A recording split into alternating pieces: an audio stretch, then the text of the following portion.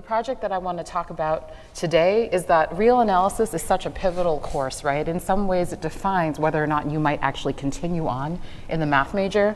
And I want to talk about what this class might look like to students that might be minoritized. And the title of this talk is Real Analysis Gateway or Gatekeeper. Because what I want you to take away from this presentation is that, first of all, the way that real analysis is taught might be completely different, might feel completely different from any other course that you or the math students in front of you have ever taken. Second, we have a choice. It doesn't have to be a gatekeeper, it could be a gateway, but the flip from a gatekeeper to a gateway is a choice that depends on all of us in this room and the math community. And then finally, we have to keep in mind that whatever we might do to address any problems we see with real analysis, we have to keep in mind that the students in our classes might have some responsibilities that are invisible to us. So the takeaways that I'm gonna talk about come from a study that's led by Amy Bennett, and it's from a University of Nebraska-Lincoln College of Arts and Sciences Strategic Priorities Grant. And where our motivation was, it's actually a direct response to data analytics from UNL. So Chad Brassel, who's our director of data analytics, did a tour of all the different departments and said, look, here are your major courses, and here are how students are doing. And I'm gonna talk a little bit about what he found. So, in the presentation, we have represented students. I'll say more about what represented means and what underrepresented means in a little bit. But among the represented students, 15% of students in our linear algebra class, which most people take as sophomores, either have a D, F, or withdraw from that course, 15%. So in other words, 85% of students pass the class. And then among underrepresented students, it's also 15%. And so in here, we actually see no equity gap. I mean, I don't know how these round, but effectively there's no equity gap here that we can see. And then, so some students might drop out of the math major pipeline or the STEM pipeline, and then later in spring term of sophomore year or sometime in junior year, they might be taking an intro to proof and abstract algebra class. And now, among the represented students that are enrolled in this class, 10% get a D, F, or withdraw, and 7% of underrepresented students do that. So we could say that the course's DFW rate, not so bad. And there's probably some statistical margin of error, but whatever we can say, we can either say that there's no meaningful equity gap here, or if anything, the course seems to be serving underrepresented students a little bit better. All right, so I just want, at your tables, just share with each other what you think. This looks pretty good, right? Like they're getting further into the pipeline, more people are passing. So just talk at your tables or think to yourself what the numbers might look like for real analysis, which students take their junior year. Oh, yes, thank you. Just put this into your USB. I don't have one. You don't have a USB? Okay. Macs are stupid. This seems to have a USB. Oh, okay, try it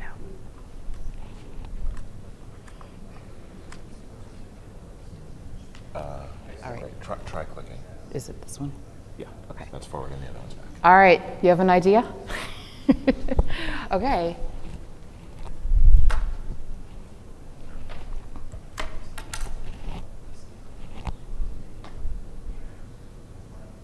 At UNL, these are the results. And we have more than 100, this N for real analysis is more than 100. What this is telling us is that in junior year, when these hopeful math majors who have just probably done pretty well, boosted their confidence in the intro to proof class, they take real analysis. Among represented students, the real analysis course, 1 out of 4 of them have a D, F, or withdraw. Among underrepresented students, 1 out of 3 students have a D, F, or withdraw. There's a problem here, and there's also an equity gap. And this is only for data from 1 year at the University of Nebraska-Lincoln, But I would be really surprised if this pattern didn't hold more widely. And so because of this wake-up call, this is why we proposed the study, to figure out what is going on with this course and what are the experiences of students that are minoritized. So here's some context. All right, what do you notice about this graph? Okay, so the top graph is all undergraduate students at UNL, and the bottom graph is College of Arts and Sciences students. I don't actually have data for the math majors, but there's one really long bar, and there's many very tiny bars in comparison to this large bar. The long bar is how many white students there are. So UNL is known as a predominantly white institution, and in fact, it is predominantly white. So if you are, I'll just read down the bars over here. If you are Native American or Asian, Black, Hispanic, Latinx, Native Hawaiian, Pacific Islander, you're walking around this campus, you're walking around College of Arts and Sciences classes, you're gonna feel like a minority at this predominantly white institution. So in the data analytics, it turns out that Asians and whites are aggregated, and that underrepresented means Black or Hispanic, Native Hawaiian or Pacific Islander, or Native American. And when we were doing this study, based on the fact that, in fact, Asians are a minority at our institution, and very much so, and also in my own experiences teaching real analysis in other classes, there's just I felt like that there was something different about their experiences. I mean, in fact, the term that we got accepted for this award, I had a Vietnamese and Thai student come up to me in a different class and tell me that, she told me, I didn't know whether that I should tell you this, so I've waited a little bit, but I just wanted to tell you how meaningful it is to have you as my math instructor, because I've never had an Asian female professor yet. And this was somebody in their spring of junior year. And so for this reason, in this study, we decided to also open the pool to Asians as well as Blacks and Native Americans, African Americans, Hawaiian, Pacific Islander, and Latinx and Hispanic. And so I just wanted to give you some of that context before I say that what we did is we opened a call to interview students that were minoritized in some way who had taken real analysis and were math majors, and we just asked them about their experiences. And so as I share some of their thoughts and ideas today, I just want you to keep in mind that these students trusted us with their stories, and that I hope that you're gonna listen to, trust, and respect their stories as well. And learn from them. All of the names are pseudonyms, and they were actually chosen by the participants themselves.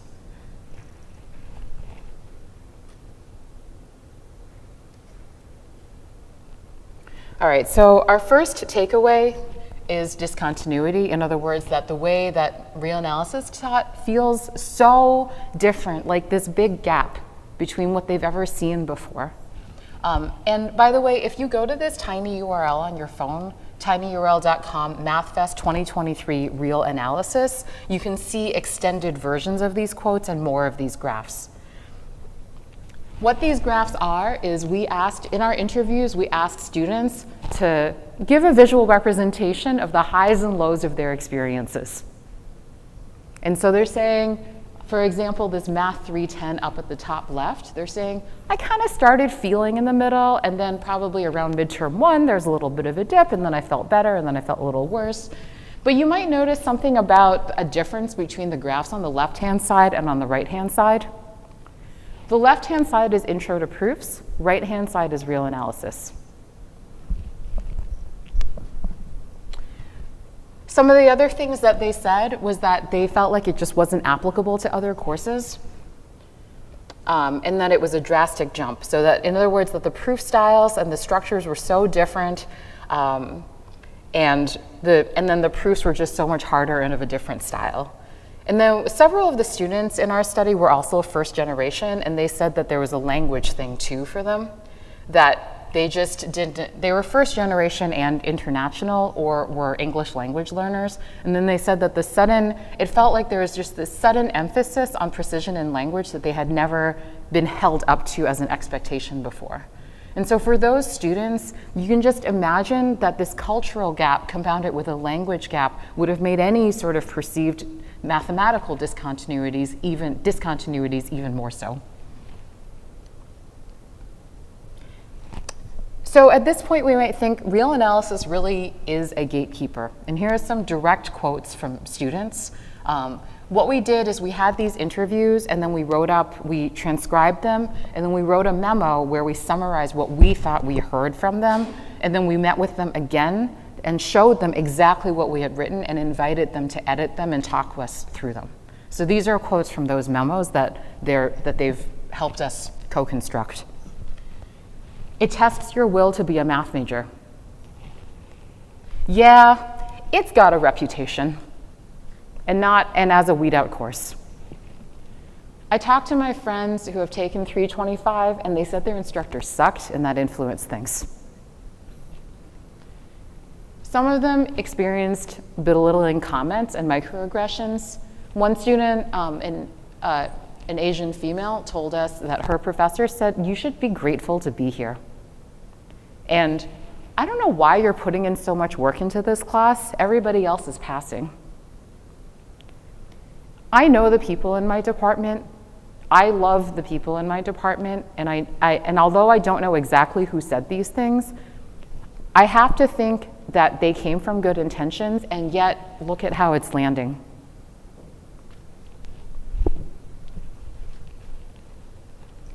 And what I mean that we have a choice is that if it's anything that's a gatekeeper could also be a gateway if we can change something about the way that it's done. And so we actually have some stories where one student, Sean, had this great story about how his real analysis professor encouraged everybody in the class to go to colloquia and was just really approachable for whatever reason to Sean, and even introduced him to a research advisor. And after taking real analysis, so Sean is a first generation Asian male, Sonia is a first generation Latina. And she said that after taking real analysis, she actually got the courage to start raising her hand in class. And now she's doing a research project, and she's going to go to grad school in math.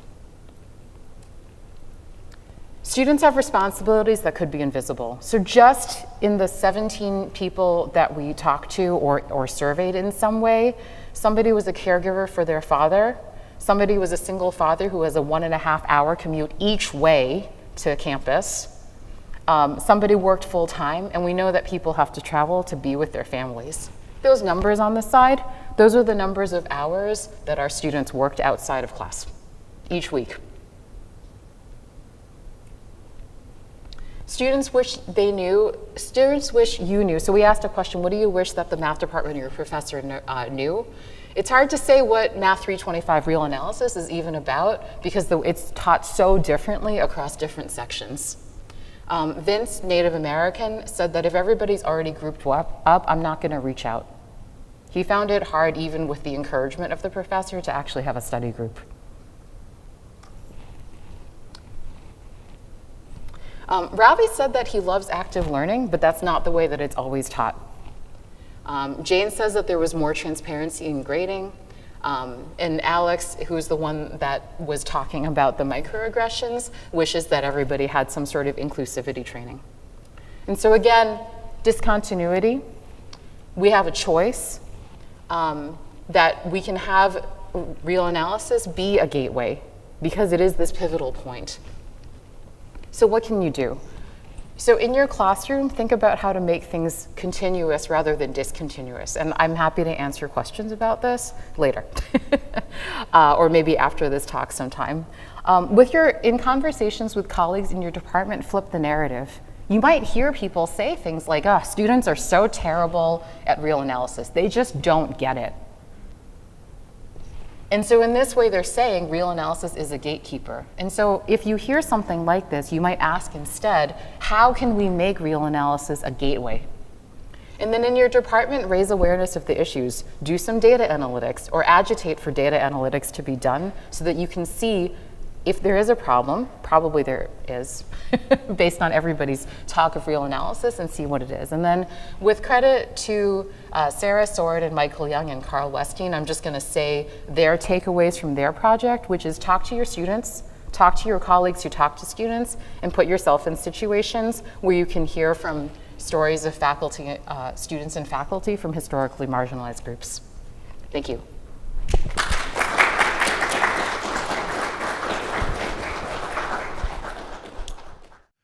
All right, good morning again, everyone. It is 8:30, so we're going to start our next session. Once again, this is your regular encouragement to come up closer and strain your eyes less on the slide. But it's my pleasure to introduce our next speaker, Shima Salehi, talking about STEM underrepresentation, lifelong consequences of high school mathematics preparation. Shima, it's to you. Thank you so much, and it's a pleasure to be here. Let me know if you cannot hear me clearly. Sorry, I'm just recovering from very bad cough, so my voice is a little bit rusty. So today I'm going to talk about math preparation and importance of it, and I'm really glad to be in this community because I can say things that I cannot say to STEM higher education community. So I first start with acknowledging that as an immigrant, what I really like about US society and America is its diversity. We have people from different colors, different backgrounds. But unfortunately, as an engineer, what I really do not like is lack of diversity, such diversity in STEM labor forces. We are missing so many different demographic groups, such as first-generation students, who are students that neither of their parents have attended college, or underrepresented minorities, underrepresented racial minorities, that some people call them URM, but there are some critics about the term. For today, we will go with first gen and URM, and overall, we will call this group, or any other group that has been historically underrepresented in STEM, underrepresented demographic groups. So this is one that really stayed with me when I look at the data, and I want to show it to you to just show how gloomy the picture is in terms of underrepresented of some racial groups. You know, in the US, African Americans are 13% of US population. So if we didn't have any underrepresentation in STEM labor forces, you would have expected that you would see 13% of African American, 13% of graduate in undergraduate STEM would be African American. But of course, that's not what we see. That's not what we see, and what we see in the last 20 years, they have been only about 5% in most of the STEM majors except for computer science. And the saddest part is, if we don't do anything differently, this pattern has to stay flat and will remain flat. So what should we do to address such underrepresentation? So today we will cover 3 main points when we talk about underrepresentation in STEM. When does it start? What is the actual start point of underrepresentation in STEM undergraduate education? What is the cause of it? And what are some potential solutions for it? So the start. I am really glad that Yevan set up some terminology for us to talk about the start of underrepresentation in STEM. So we talk about pipeline a lot when we are talking about underrepresentation of STEM, and I call it path of STEM underrepresentation, and it starts very early on in the education system, and we lose a lot of underrepresented demographic groups throughout their education path. But in my research, I particularly focus in the first year of college education. And why do I focus on that? Because we lose about 50% of all students who have aspiration to pursue STEM in this first year. And this is particularly the case for underrepresented students. Why would I say that? So I'm going to show you a graph, and I will walk you through it, but let me know if it is not clear.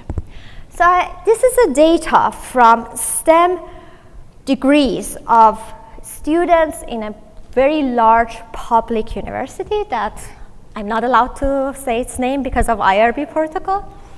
And what I am showing you is odd ratio of graduating with a STEM degree from undergrad.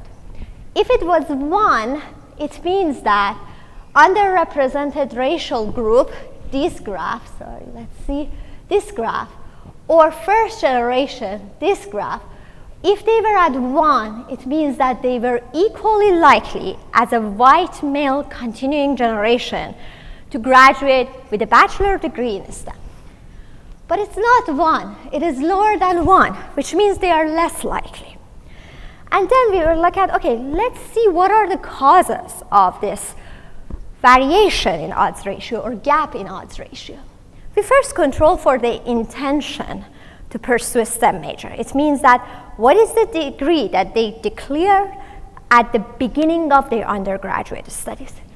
And we saw that when we control for that intention, the odds ratio actually drop, which means that they are, if anything, they are more likely to intend to pursue STEM, but they are not as likely to graduate with that degree.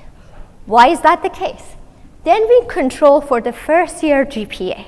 And when we control for first year GPA, we saw that both URM and first generation students, they are as likely, if not more likely, to graduate with a STEM degree. So what is happening in this first year? And again, I am thankful to Yvonne for setting up the term. A lot of people would call them gateway introductory STEM courses. Those are the lifeless, held in a large lecture classes, and I bet they are not the favorite of their instructors as well as their students. They are usually very content heavy and fast paced, and not much excitement happening in these courses. And when we interview, it's actually thinking about leaving or revisiting thinking about leaving. They have interviewed a large number of students who left STEM versus a student who remain in STEM degrees. And when they ask what was the cause of leaving STEM for the STEM leavers, the performance challenges in introductory courses was one of the mostly cited reasons. And that is particularly the case for the underrepresented minorities. And I'm going to give you a snapshot of, that's why instead of gateway, I would call them gatekeeper. And I will show you a snapshot of actually this gatekeeping for underrepresented minorities. So again, I'm showing you a graph, and 0 means that for each course, there is no difference in the course grade of URM versus non-URM student. And each dot represent a STEM introductory course or a gatekeeper. So for example, for this course, we see that URM students on average receive 0.6 standard deviation lower course grade compared to non-URM students. And when we look at all courses, there is of course variation, but overall, URM students are receiving lower course grade in these courses. And we look at this for first generation student, that was also the same picture.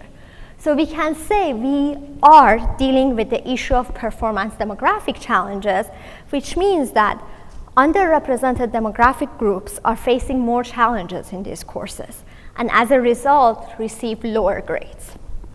But why they are facing more challenges? What is the cause of this disproportionate challenge? To answer this question, we look at Physics 1. Physics 1 is a kind of a unique course because it has a very universal curriculum. I did Physics 1 in Iran. The curriculum is very similar to the curriculum here, and almost every institution that has STEM degrees would offer Physics 1 with similar curriculum.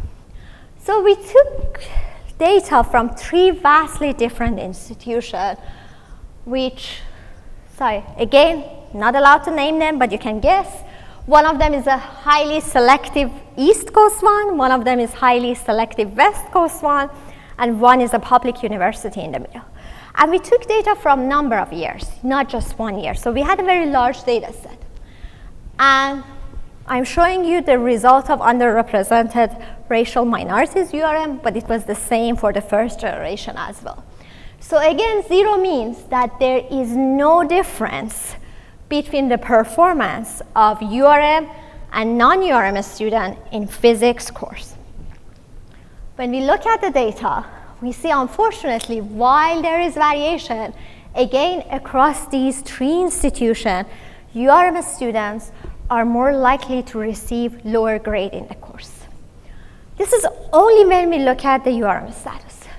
But when in our analysis we control for math incoming preparation, which we measured as SAT or ACT math, we see these gaps become insignificant. And it remains insignificant when we control for both math and physics preparation. So what does this data, this result, telling us? It is telling us the demographic performance challenges that marginalized students face are mostly because of inequality in their mathematics preparation. And if underrepresented demographic groups had received equal preparation, math preparation, to their majority peers, they would have performed the same. But some might ask me, maybe it's just physics. Physics is a hard course. How can you say it's about all introductory courses? That's a fair question, and therefore in our next study, we took data from different introductory STEM courses from one large public institution. And we test a similar hypothesis that if we see demographic performance challenges in the course grade, is it same as the previous study? That is because underrepresented demographic groups receive lower incoming preparation, and as a result, they face more performance challenges? Or could it be other factors such as social psychological factors that have been studied in the last 20 years in regard to STEM performance, such as a stereotype threat, test anxiety, self-identity, self-efficacy in the field? And is it the case that underrepresented demographic groups, because of their lived experience, they come in with different social psychological experience, such as threat of a stereotype, and as a result, they underperform the course? Or could it be the interaction of the 2 factors, meaning that underrepresented demographic groups come in with lower preparation, and as a result of lower preparation, they have different social psychological experience of the course. For example, their lower preparation would lead to less confidence in performing the course, and therefore, they would underperform. So we test these 3 different hypotheses, and again, the result was the same, that it was mainly, almost all of the gap was because of the preparation, incoming mathematics, incoming preparation. So these 2 studies together is showing us very important picture. It's showing us that across different fields and universities, demographic performance challenges is caused by inequality in math incoming preparation. And therefore, it is calling for a shift in our attention when we are thinking about underrepresentation in STEM. Instead of just looking at the demographic of the students, we should look at what kind of incoming preparations, math incoming preparation, we are providing to different demographic groups. You know, I've been criticized a lot for saying that in a higher education community, because they say, oh, you are having a student deficiency model. It's not, I'm not blaming a student. I'm zooming out. I'm systematically blaming the education system that does not provide equal preparation for STEM fields for different demographic groups. And therefore, if we want to address demographic challenges in STEM courses, we need to address that systematic inequities. And you know, when I again present to higher education such result, they would say, okay, it is caused by higher education. It is caused by K-12. Why should we care? That is true. It is caused by inequality in K-12 education. But if we want to have equal representation in our STEM graduates, we need to address that. But it's very hard. I wouldn't, pretend that it's an easy task. And we have offered two main types of solution for such task. The first one is that if we want to diversify STEM graduate, we need to diversify pathways. For example, Physics 1 is taught as if all the students have similar exposure to physics, which is mostly very well quality AP physics courses. That is not the case in today's US society. A lot of students would take Physics 1 while they don't have any AP backgrounds, or they have taken AP, but the AP doesn't have the quality that they need to succeed in these courses. So we need to rethink, okay, is it really a good idea to offer Physics 1 as the first step of majoring in many STEM fields, or can we offer alternative, a start point? And at Stanford, we are doing different efforts. I will show them together. We are reviving the whole curriculum, that instead of offering Physics 1 as a first point or Chemistry 1 as a first point, we are offering unramping courses a quarter before. And we do the timing such that the students can still graduate at the same time with their peers who just start with Physics 1. We also offer summer programs that cover some of that mathematical preparation that is required for introductory courses. And we offer companion courses that is focused on problem solving in introductory courses along with the main course.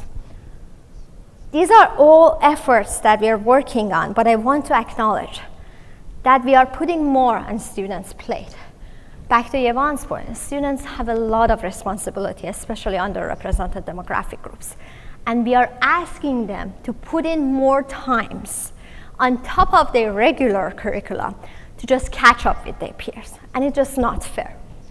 The other thing we would say, okay, let's think about the main path of a STEM. How we can make it easier to navigate instead of offering very hard, challenging lecture that they're boring. How about we change them to active learning?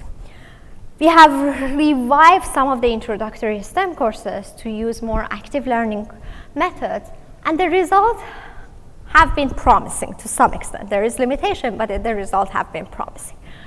Also, we offered as one of the TA section or as one of the sections of the course, a new version of the course that particularly focused on explicitly teaching complex problem solving in STEM courses. For example, if it is Physics 1, complex problem solving in physics. Or if it is chemistry, complex problem solving in chemistry. Why is that? Because we realize math incoming preparation really paralyzes students in being able to solve complex problems. Because they don't have that background, let alone to retrieve that background and apply it to solve complex problems. So we step by step not only cover the required mathematical incoming preparation, but also how they can use it in complex problem solving. Again, the results have been promising in a case that in Physics 1, we were not only able to address performance challenges, demographic performance challenges in Physics 1 course, but also we saw that a student who took complex problem solving version, they perform equally to non-URM or majority peers in the next course, which shows that we not only address the challenge in the Physics 1, but also in the next course. But all of these efforts requires institutional support, and it's not an easy thing to gain. It requires a lot of work, a lot of dedication, and a lot of commitment, and powerful players in each institution that wouldn't say, well, it's not our problem, we should change our application and admission policies that we make sure everyone has a good incoming preparation. So if I want to be honest here, I wouldn't do it in other conferences. The solution I discussed in the things that we do differently in higher education is not really a solution. It's just a remedy. The reason is, even if they have effects, they have cost for a student. They have psychological cost of the courses are still challenging for them. We are asking them for more time investment, and also we are asking institutions for more resources. That at Stanford, we managed to have those resources with a little bit of battle and fighting, but in some institutions, it's just not possible.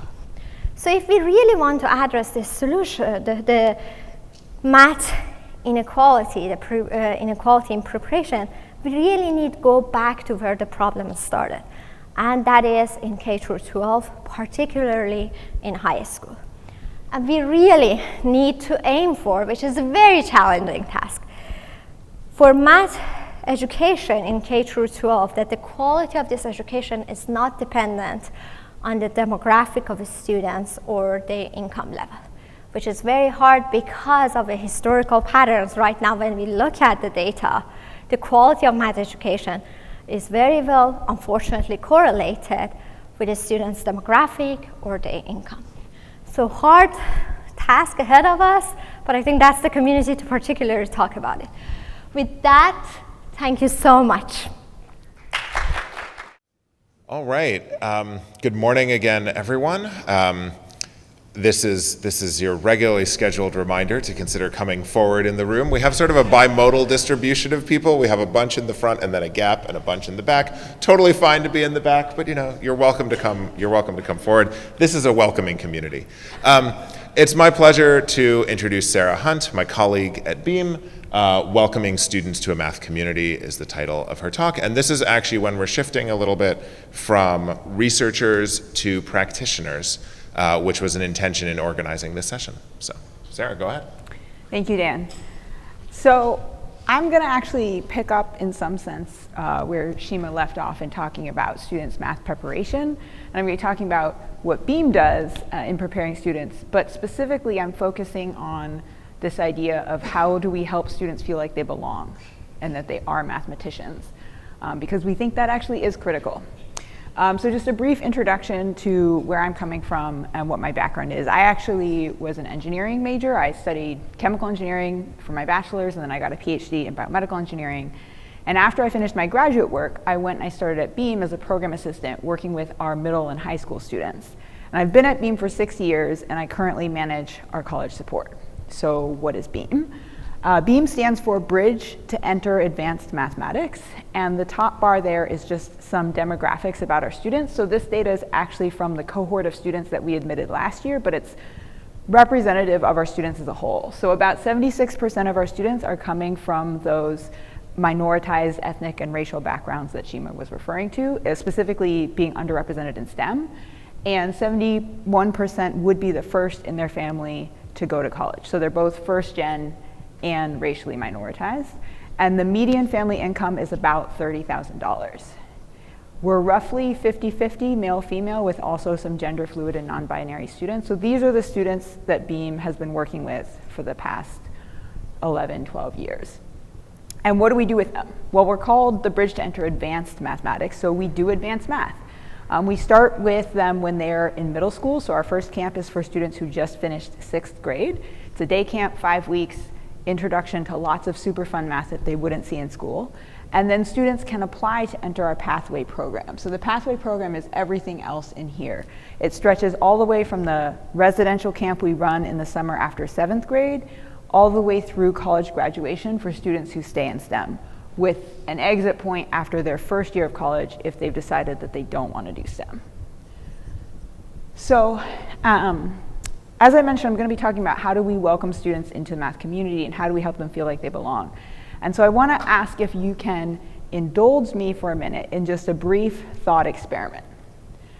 I want you to imagine that you're running late to a meeting and you're in a new location. So maybe you're visiting a colleague on another campus, you're running a few minutes behind, you're rushing down the hallway, you spot the door to the meeting room, you're like, great, just 2 minutes late, should be fine. You open the door, you walk in, and everyone in the room looks like this.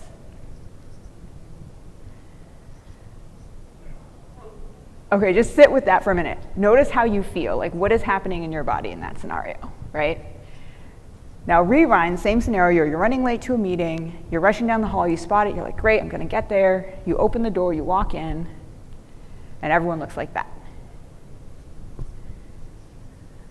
I don't know about you, right? Maybe your heart's pounding a little bit, maybe your skin sort of starts to feel sweaty, but for me, when I pictured this scenario, I almost felt like there was a repulsive force that like was pushing me back out of the room, and I just picture myself being like, oh, I'm so sorry, I'm in the wrong room, and shutting the door and like running out, right? And the question is like, why? What in the, like, I just walked into a room, looked around, said, I'm in the wrong place, and left. So I'm proceeding from this idea that like fundamentally as human beings, if we don't have a people that we belong to, we're not safe.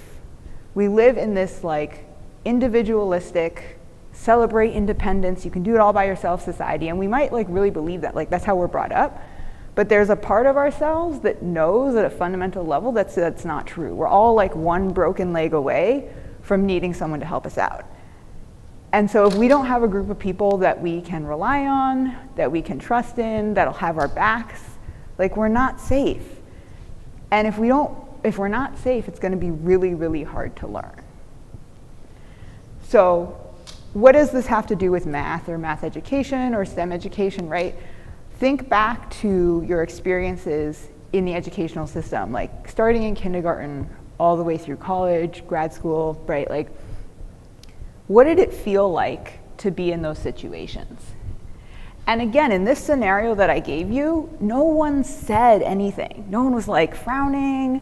No one said, oh, get out of here, we're in the middle of a workout, right? Like, this was just visual cues. And I set you up because I said, imagine you're running late to a meeting. And most of us aren't personal trainers, so the meeting we were imagining was not a workout class, right? And so we're like, wait, no, like I'm not in my workout outfit, right? Maybe you're the wrong gender for one of these rooms, right? And so we're getting all these cues all the time, whether we want to or not, about whether or not we fit with the people around us. And it has a real effect on our physiology. And then if you layer on top of that this idea that people might actually say something about whether you belong or not, and Yvonne had some great examples of things that people actually said in class, right? Then you can imagine how much more difficult it gets. So I'm just gonna briefly share some stories that BEAM students have shared with us about their experiences in the academic system. So we ran a retreat back in June, and we had a student attend who goes to one of the competitive admissions New York City high schools, so one of the top high schools in New York City. And she shared with us that other students in her high school think that she's that dumb black girl, and if she's out sick for a day and comes in and says, hey, I missed Spanish yesterday, like, can I see your notes? Like, what happened in class? Like, what's the homework? They won't share them with her. We have other students who leave BEAM super excited about math, all gung-ho. They get to high school, they're like, I'm gonna join the math team. They join the math team, and they're surrounded by students who are hyper-competitive. They've been studying and training for this math competitions for years, and they're not interested in working collaboratively, right? I personally have had the experience of being the only female student in my AP Physics class, which I actually had a really good AP Physics class, right? And I was one of 2 female students in my AP Calc class. And then what happens when you get to college? Well, in April, I was talking to a BEAM student at an Ivy League school, and we were checking in, how's it going, like, how are classes, whatever. It was going great. She was doing awesome. At the end of our talk, she said to us, me and my colleague, she said, am I doing enough? Like, am I really setting myself up for my goals? I'm thinking I'm either gonna go for a PhD in chemistry or I'm gonna go for an MD. Like, will I be able to get there? So for context, A, this is a student who's already at an Ivy League school. B, she's working in a chemistry lab designing a pincer ligand for the electrochemical reduction of carbon dioxide. And this is not even her first chemistry research experience because she spent the summer before college doing chemistry research at another university. In addition, this is hardly her only extracurricular activity. She's also doing a bunch of other things, including being on the student newspaper. And she's attending this school on a very prestigious full-ride scholarship. So this is a student who supposedly has everything like on paper, and she's still coming to us and saying, am I good enough do I belong? Right? Just think about that for a minute. We had another Beam student who was going to a highly selective Midwestern university. She was the only female student in her physics lab group. And the other students in the lab group basically acted like she wasn't there.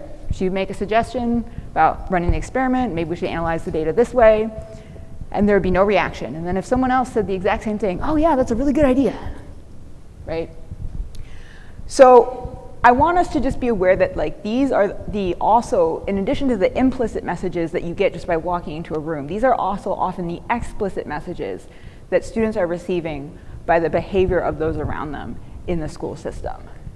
So when it comes to our courses and what we're doing like in the classroom, in the design of the class, in the systems in our departments, we have to ask, are we reinforcing these messages about who belongs and who doesn't, or are we challenging them? So this is exactly what Yvonne was talking about earlier with this gatekeeper or gateway. There's a huge difference between a course that's set up to say, prove that you deserve to be in the room, and one that proceeds from the assumption that you are a mathematician, you are a scientist. So if something's not working right now, let's figure out what it is, right? Okay, so at Beam, this is something that we think a lot about. And one of the main goals that we have with all of our summer experiences, so these are the camps that happen after 6th grade and after 7th grade, is we want to make students feel like they belong in a community of people who love math, that they're welcomed into this community of people who love math, and that they belong there. But how in the world do you actually do that, right? Like, what can you actually do to engineer a feeling? Like, you can't control your own feelings, let alone someone else's. Like, what do we do? So I'm gonna talk about 5 strategies that we use at Beam, and I want us to think about, in your context, because everyone's context is so different, how could these apply?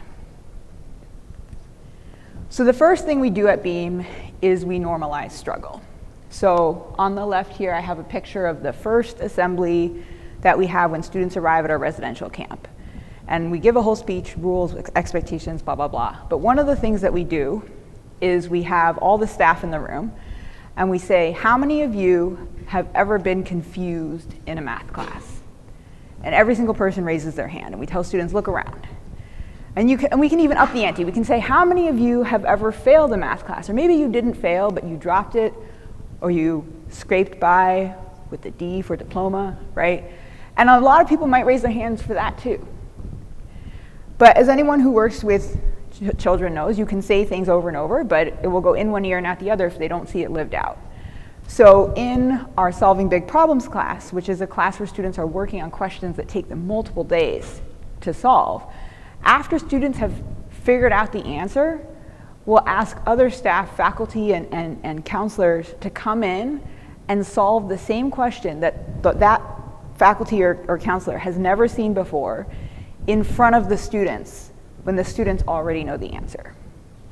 And this is a really powerful moment because they get to see that even these people who are math majors, maybe even math professors, don't just look at a question and immediately go, oh, all I have to do is X, Y, Z. They'll be like, oh, let's try this. And they might go down a path and it doesn't work. And they go back and they say, okay, that didn't work, let's try something else, right? And so they get to actually see this lived out in front of them, and it's a really powerful moment. Another thing that we tell all our staff, it's part of our training, is we say, assume the best, right? You know, these 2 girls who are giggling in the corner, are they gossiping about camp gossip, or are they laughing about a funny answer one of them gave to a math question that you gave them, right? This student with his head down, is he sleeping and he just is bored and checked out and doesn't want to be in your class? Or is he taking a break because he's been thinking so hard so he just needs a minute? Or maybe he's just tired because this is his first day away from home and he doesn't have the self-control yet to stop himself from playing games on his phone until 3 a.m. And maybe what he needs is nap time, right? Another thing that we really emphasize at Beam is that students produce the math, right? Faculty come up with lesson plans, they come up with questions, they think about scaffolding, like how can we actually make sure that students will be able to get a hold on this problem and have somewhere to start, especially if they haven't done complex problem solving before. But at the end of the day, the students are the ones who need to come up with the solutions. They're presenting them, they're doing the work. And they're respected as mathematicians within the classroom.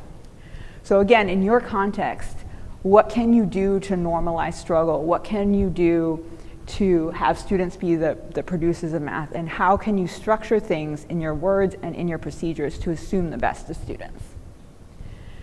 I'm going to do 2 slides here that are all about how we help students see themselves represented in our math community. And these ones might be harder depending on your context for you to do, but I'm just going to talk about how we do them at Beam. So the first is that we actually work hard to make sure that our classrooms are roughly gender balanced. Our overall student group is gender balanced without us actually having to do anything really to make that happen. But within a class selection where students get to pick which classes they're most excited about, sometimes we end up with classes where there's like 9 boys who want to do the robotics class and only 1 girl, or who have it as their most highly ranked options. And we'll finesse things a little bit just so that they don't have that experience of walking into the room, looking around, and feeling like they don't belong. And then, of course, the other thing is that we're looking for students to be able to see themselves in our staff. At this point in Beam's history, we're in the privileged position of being able to hire students to work at Beam who were Beam students themselves. And so this is just a picture. This is Thais, and this is Andrew from when we first met them in 6th and 7th grade. And these are photos from this summer where they're working as counselors at our camp. And again, not everyone is able to have something like that, but can you create peer mentoring programs? Like, I think peer-to-peer counseling is one of the biggest ways to create community. Lastly, at Beam, we really emphasize joy. It's a really big focus for us that doing math should be fun, it should be exciting, it should be something that you enjoy. And I think that this is going to be different for everyone. Everyone has different strategies. Like maybe you're playing games, maybe you're actually just solving problems, but you really like it and it comes through, right? And we think that that's really important. So that's everything that I have. I guess I have a few minutes for questions. All right. It is my pleasure to introduce our final speaker before we go to the panel, Al Lucero. And the topic of his talk is how do K-12 schools prepare top math talent for advanced math studies? Al, go ahead. All right. Thanks, Dan. So as Dan said, I'm a practitioner. I'm not an academic. I work with kids every day. And if you don't work with kids regularly, I think like you should try it out sometime. Like the coughing in your face when you're at their level, doing math problems with them, the silly things they ask, it's a joy.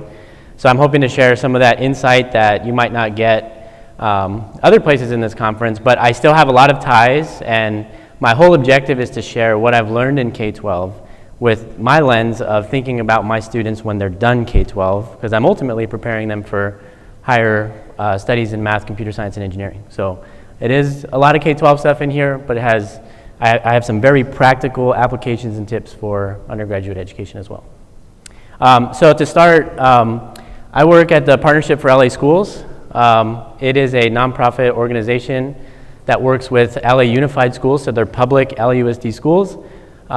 14 of our 20 schools are ranked high or highest needs. Some of our schools have 99% black and brown students. Our communities that we serve are Watts, South LA, and Boyle Heights, so if you're familiar with the LA area. That's the context I give you, so you understand what I'm talking about and the students and communities that I'm working with. This other term here that I'm sure you're interested in is top math talent, okay? It's just some words. But what I mean by it is students who have a high interest and aptitude for deep problem solving, okay?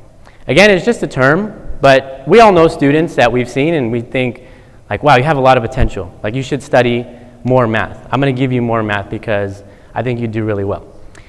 I think that in every school, okay, and every student, you can cultivate, like, the ability to deep problem solve. I innately believe that.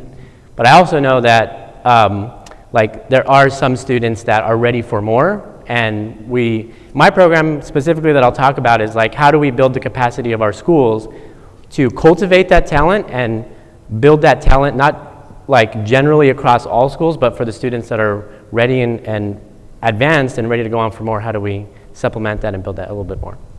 So I'll go into kind of my talk here. I'll start off with like the traditional K-12 advanced math model. And what I want you to picture is a middle schooler, an 8th grader, who displays some aptitude or talent for mathematics. Maybe they scored a perfect score on their state test in 7th grade. So they might get put into Algebra 1 in middle school, or maybe their first experience was Algebra 1 in high school. Their teacher or someone notices them and says, hey, I think you're doing really well. I'm going to put you in honors classes. So the honors classes, I like to call them Algebras 1 over and over and over again, because really you're just learning algebraic skills. I know you're applying them to different concepts like geometry, maybe probability, pre-calculus, but then the first novel thing you really learn is in calculus. So all those years of algebra is just preparation so that when you get to calculus, you're able to handle limits and derivatives and integrals. If you're a K-12 student and you show aptitude, I'm talking about just what the school system is set up to do. This is what your pathway is. Now, there are outside resources, like you could go to math camps, you could go to Beam, you could go to, let's say you live in San Jose. There are a bunch of enrichment places for you. The communities that I serve and the schools that I work with, this is it for them. Organizations that support advanced math enrichment don't necessarily look for students from these communities because they might feel maybe there's no demand, or maybe it's just like not profitable for them to do so, or maybe to find the people who are willing to go out into these communities and work with them is hard, or logistically hard. But whatever the reason, if I'm a top math student in the communities I serve, this is what it looks like, okay? I think this is what happens when you put students through this pathway. They have really great algebraic foundations. I know one of the talks was like, how do you build the capacity of students to do really well in those intro courses, and algebraic foundations is an issue. I think if you are a top math student on this track, you will develop some really solid skills, okay? In algebra, you'll be able to manipulate formulas, solve for variables. I know that might vary a lot, but I think that that is developed by our traditional curriculum and coursework we have here. The second is algorithmic problem solving. This is super important for advanced math studies. Like you guys know Gram-Schmidt, like orthonormal bases. You need to know a process. You need to be able to apply an algorithm, understand it like deeply intellectually, but then actually do it. If you want to program a computer to like rank your matrix or like calculate, you know, like you have to understand the algorithm to be able to program it and to be able to do it. And I think this pathway does prepare students for that.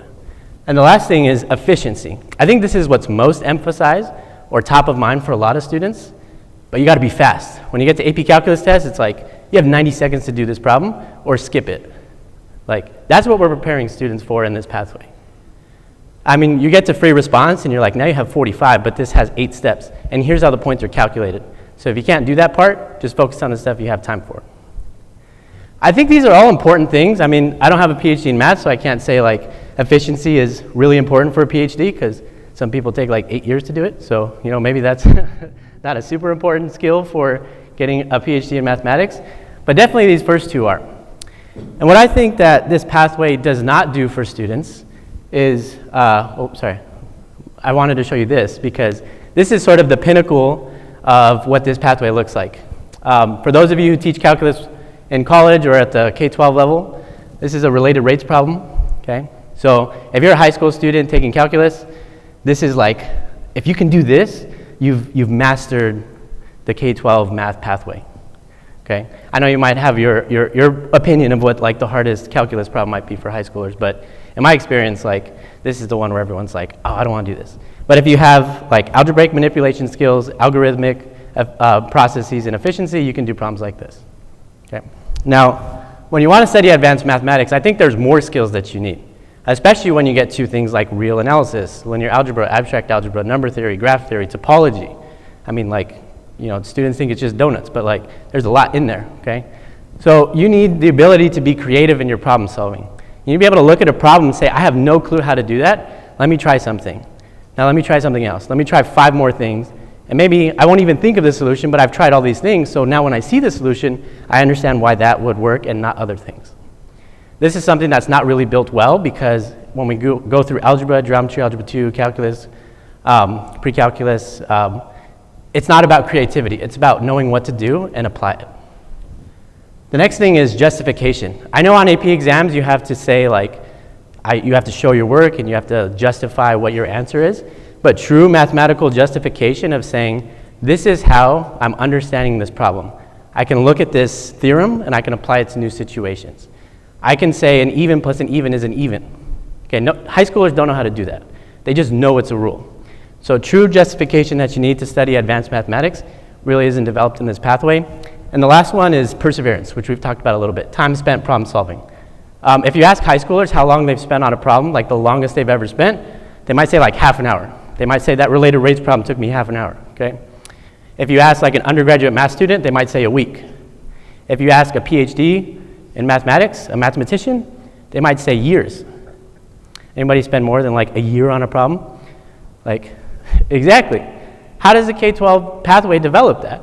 Nothing. They develop problems that can be done in a quick amount of time so you can learn a skill and apply it and then move on. Now, what I have to offer to you is, well, we've been experimenting with how do we build those extra skills in students who are not going to be challenged by this traditional pathway and are ready to actually engage in these. So our program is called the K to PhD program. I know it's a very lofty goal. We're only 2 years in, so I don't have any PhD. I don't have proofs of concept yet. I'm just trying some stuff. We'll see what works. But I have my first seniors going into college. If you're recruiting students for your math programs, computer science, engineering, call me, because I'm going to have some seniors, and I want them to go places. But what we're trying to do is build the capacity of our schools to build out advanced math and science enrichment experiences so that students can develop all of those skills, not just the ones that they would normally get in that traditional pathway, so that they're prepared for advanced math studies.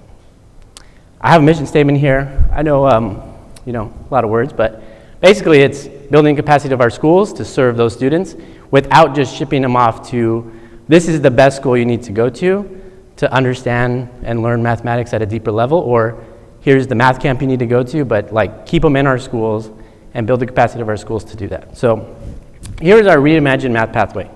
Now, you might have a lot of questions of how do you actually do this? I can't talk about that right now, but I'm happy to talk about it later. But here's what we do. In algebra or in middle school, we have math competitions like math counts, okay?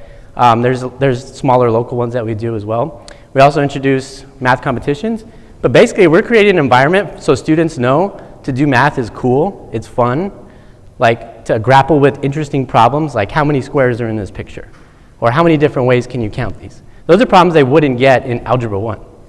Okay, so we build that community, and then we leverage that with our feeder patterns in our schools to say, hey, you have students who have had this extra year or two of cool math. Now when you get to high school, yeah, do all those honor classes and stuff, because that matters for getting into colleges. But while you're there, hey, take a math elective. We offer math electives like number theory, like chaos, dynamical systems. That one's still developing. I'm working on it with the teacher, so it's kind of up in the air right now, but it's coming. We continue to offer computer science in different capacities, maybe it's more applied robotics or data science and stuff like that. But basically, while students are doing their traditional classes, they're able to learn and apply math in new places through these supplemental elective courses. And then lastly, instead of calculus as the pinnacle of this is what I'm supposed to learn in K-12 to prepare me, we offer things like data science, applied math, or physics, because AP Physics is in 2 of our 5 high schools. So they're not going to get it if they were just there. They have to seek it out. And then we also have some engineering and robotics programs as well. And what I argue is through this supplemental alternative pathway that they do in addition to the traditional pathway, they're able to develop those skills that I think are super important for studying advanced math in a post-secondary world, but that they wouldn't have gotten in the traditional pathway. So, sorry. I want to spend the bulk of this talk insights into what can you all do, because if you're getting one of my students, they have done a bunch more math preparation when they get to you. But I only serve 20 schools, and I produce 16 seniors this year, so I doubt that you're going to have my students, and that's definitely not going to represent the bulk. So if you do have a student in the traditional pathway, What I'm gonna offer here are like 4 strategies that you can use that I've been doing and my teachers have been doing in the K-12 space to develop those skills. But since they didn't get them in K-12, you can apply them into your programs, in your undergraduate math, computer science, engineering programs, so they can still develop those skills as they're going through those courses. Okay, because I know you're not gonna get all of my seniors. But again, if you want them, let me know, because I haven't built out the like college advising stuff yet, because we were just like getting students into programs and stuff, and now I'm like, oh dang, they're like ready to go to college, so I need to think about that. Okay, first off, this was like the purpose of the whole last talk, creating a community of mathematicians. To us, this starts in like middle school, and then it happens at every school. So with this, I'll share a story of 3 students from a high school in South LA. At the beginning of the year, I asked them, hey, what do you want to do when you go to college? One said nursing, one said biology, and the other one said, I don't know if I'm going to go to college. These 3 students were in our advanced math elective as juniors and seniors because their teachers said like they should be in this class because like they're rock stars, they're crushing every test, they're really great at math. So they got put into our elective course. In the time, I did like a lesson on, like if you ever use these little like microbits, it's like a like block coding robotics type thing. They're really interested in it, and then they said, we want to study computer science. So they enrolled in a Cornell like open course, it was free. And in this elective class, instead of doing their normal class, these 3 boys like worked together on this Cornell class. So they got credit for learning computer science through data science from Cornell. And at the end of the year, one's going to UCLA in the fall, he's going to be starting soon. Computer science, he got a full ride. His original intention was nursing, now he's going to study computer science. The other one's going to Cal Poly Pomona to study computer science. And the last guy who said he didn't want to go to college, or he wasn't sure if he is studying electrical engineering at UC Irvine. So I think this was the power of community, because individually, those students wouldn't have pushed each other to spend more than a couple hours on a program. They might have enrolled in the class and said, this is kind of too hard. But since the 3 of them were able to go through it the whole year, I think this community like really propelled them to say, we're part of a community of mathematicians and problem solvers, and we're on a trajectory together that's going to go somewhere. So I'm really excited to like follow up with these students and see how their like college paths like kind of pan out, and make sure they're able to get the community there, because they had it in K-12, but now at the next level. Okay, next one, the perseverance, mathematical stamina, call it whatever you want, conditioning, but the ability to work on problems for a long, long time. When I was in my undergraduate math program, my roommates thought that I was super lazy, because I would get a problem set, I would look at it on a Monday, I wouldn't write anything down for the whole week, and then on Sunday I'd sit down and like do my homework, and they're like, it must be super easy for you, and I say, no, it takes me a week to think about how to do these things, and then by Sunday I figure it out and I get to write it down. So I think the ability to like spend a lot of time doing problems, and not just writing, but like sitting there thinking about it, trying stuff, experimenting, reading problems from other textbooks that are similar, or reading another person's perspective of how to do this. I think that like mathematical stamina takes years to develop, and if they're starting an undergraduate career, that'll be hard because they're kind of playing catch up if they didn't get it in K-12. But some things that you can do when you're designing your course is do things like offer a problem of the week, where you have maybe in your class or run through your department, this is a problem that I'm telling you will take a week to do. So don't think that you're going to get it in 5 minutes. Okay, that's like a really practical thing. Another thing is offer like challenge problems on your problem sets. Yes, they need to learn like the definitions of like vector space and have to like apply all those things, but offer a challenge problem to say like, hey, can you come up with your own vector space that has these properties but not those ones? That's an interesting, challenging problem that might take them multiple days.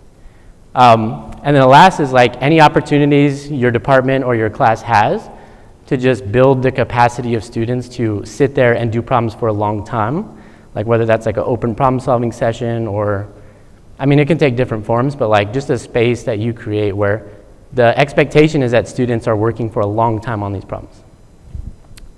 Okay, next one I have for you, this is like really fun, because this is my biggest advice I give to teachers, and especially at the undergraduate level whenever I interact with like undergraduate teachers, faculty members.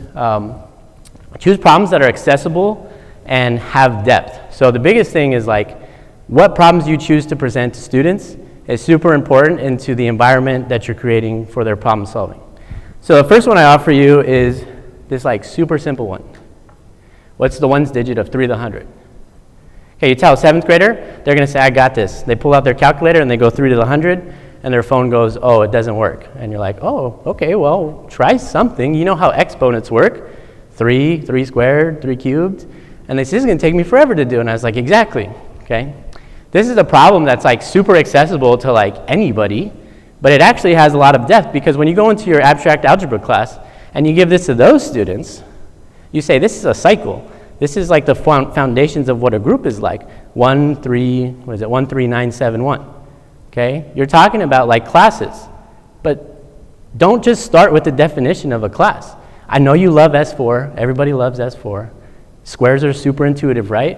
Yeah, well, not to students who have just done calculus. They know 3 to the 100, but when they look at S4, they just see a square and all these like weird notations. So I don't like to start with S4. I like to start with something like this. Super simple, super accessible. Then you go over to S4. Then you go over to all the definitions. Okay? Next one.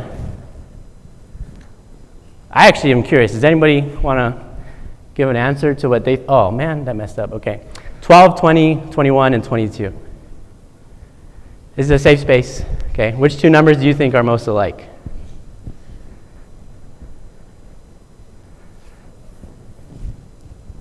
I gave this to 5th graders, by the way. So 12 and 21. 12 and 21. Why do you say?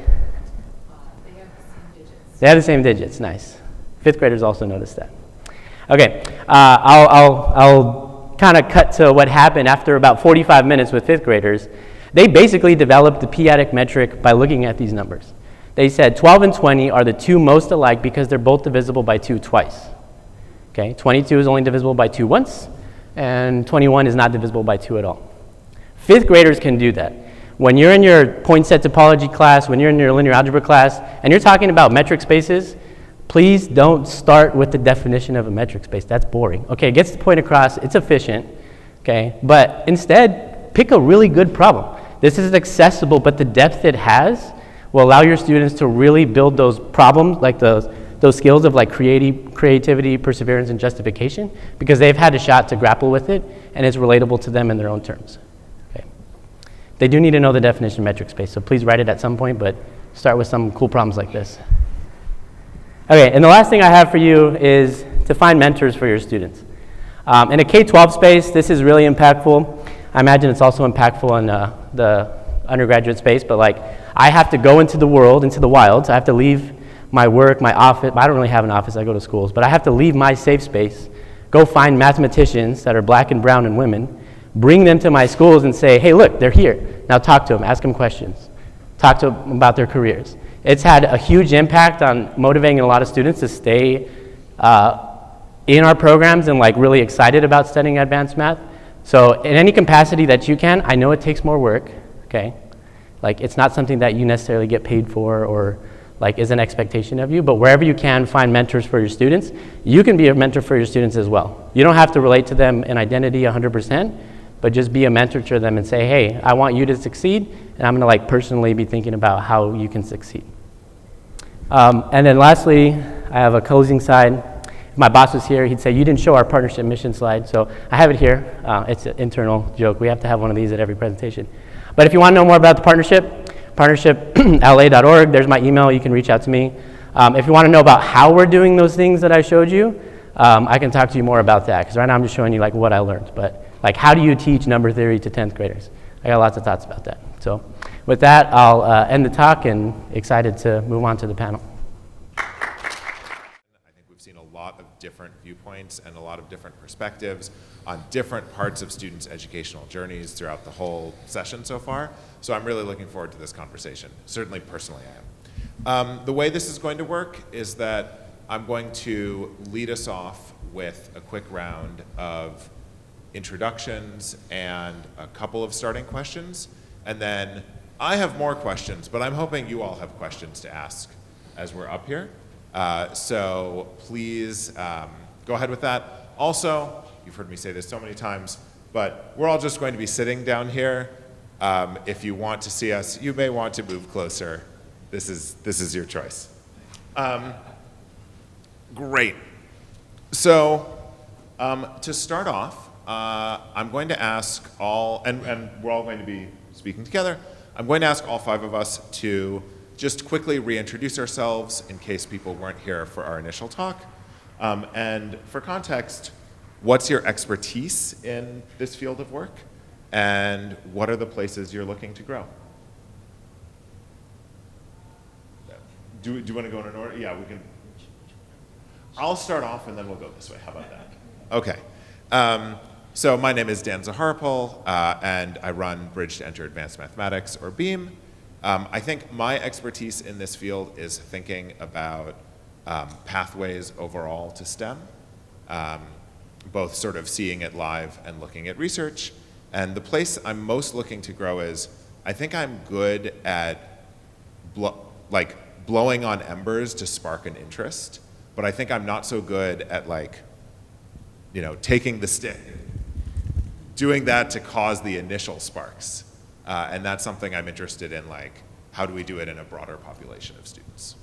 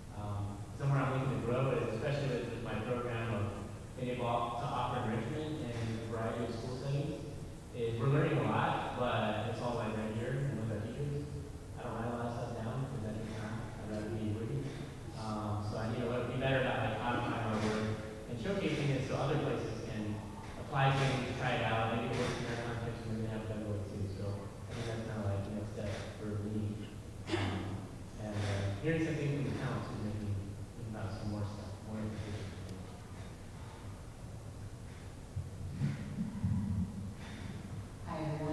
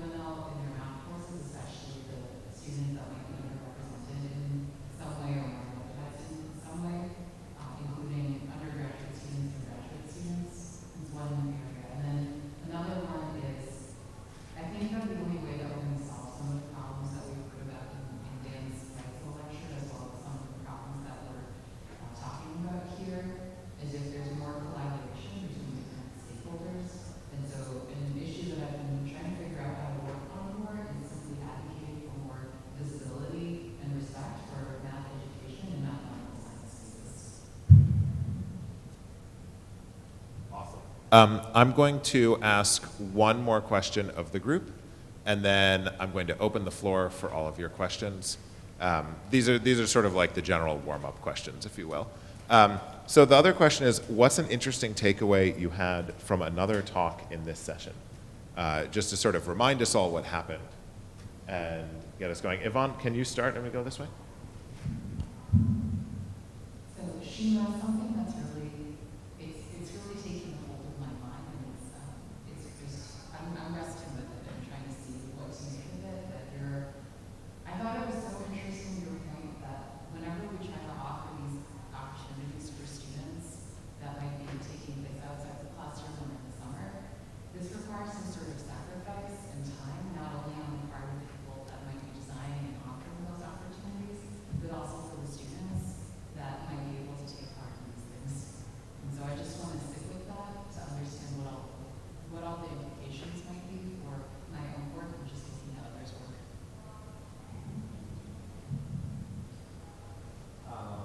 I'll go to you, Yvonne. I really like your term discontinuity.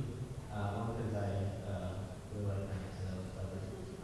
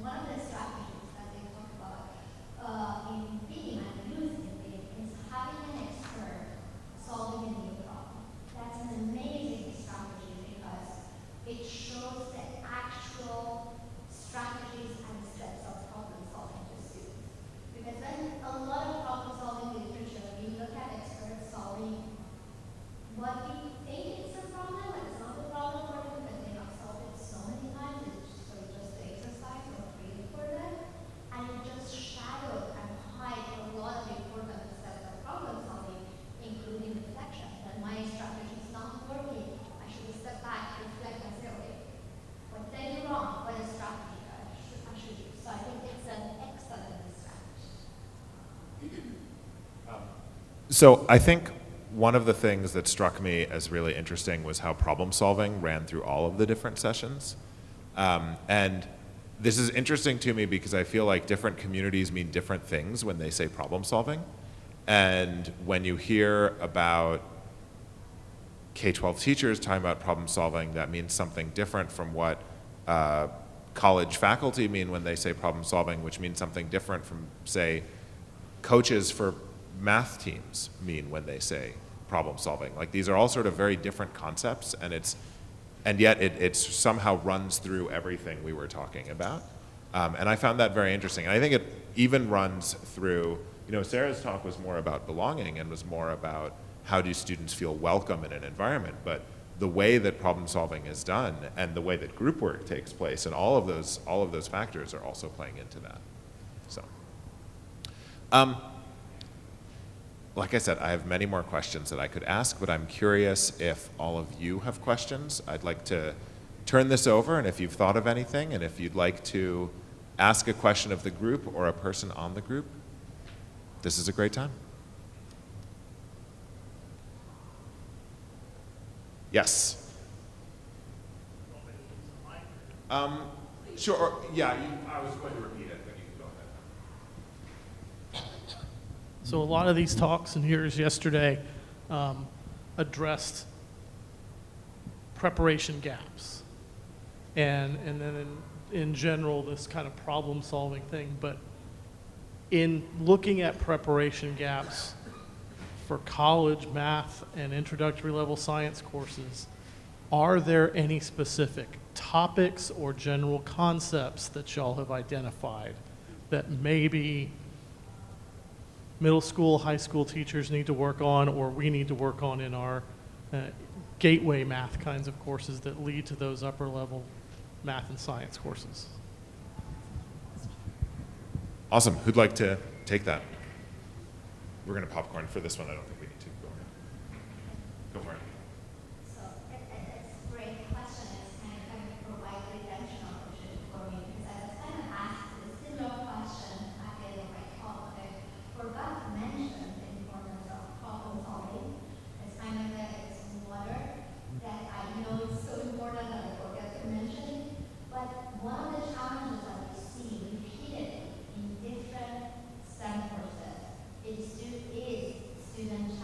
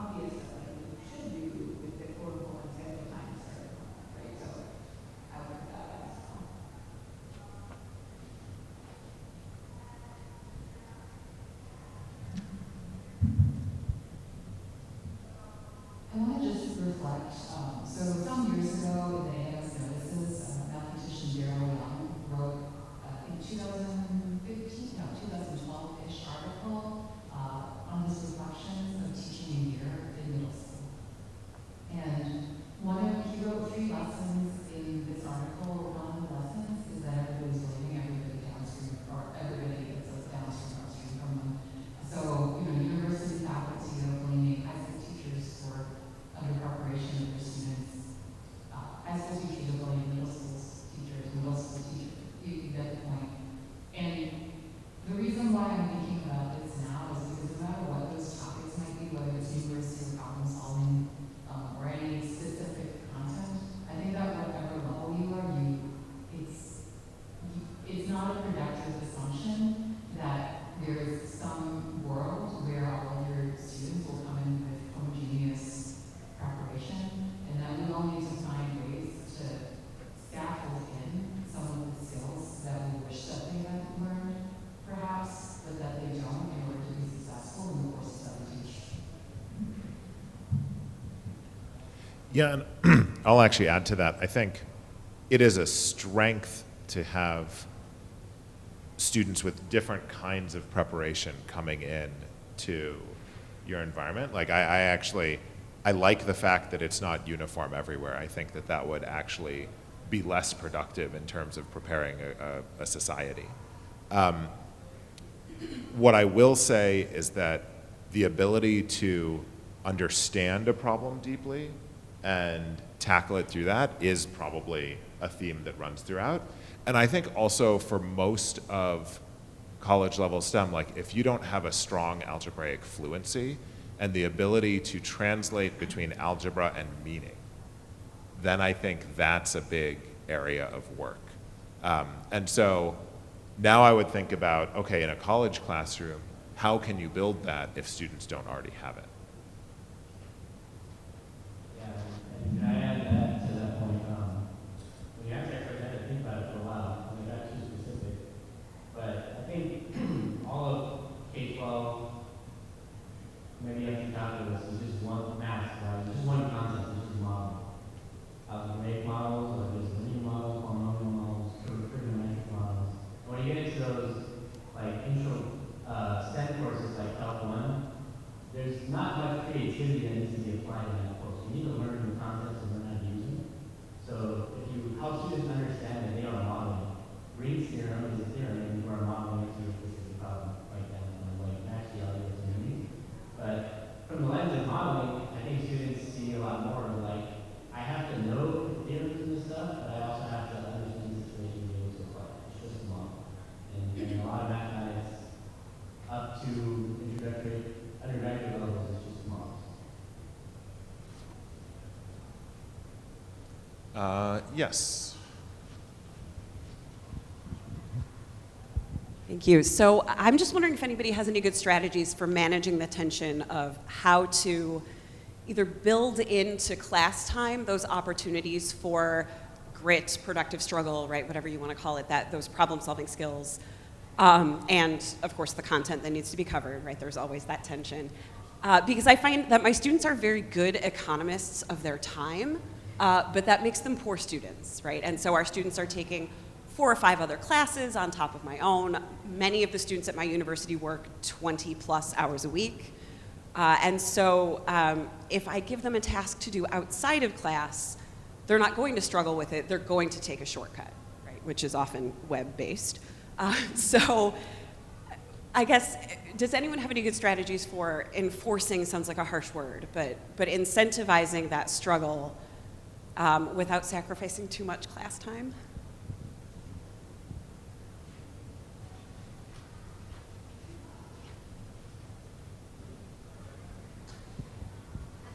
Don't anybody jump in too fast. I can think of in a couple of strategies. I mean, definitely the time is a very valuable resource when you're thinking about the students. But also I have heard them saying that the reason we sometimes do not put enough time is that we don't get much out of it. It's just that we don't know what should be the outcome and we cannot get it. So we try to be very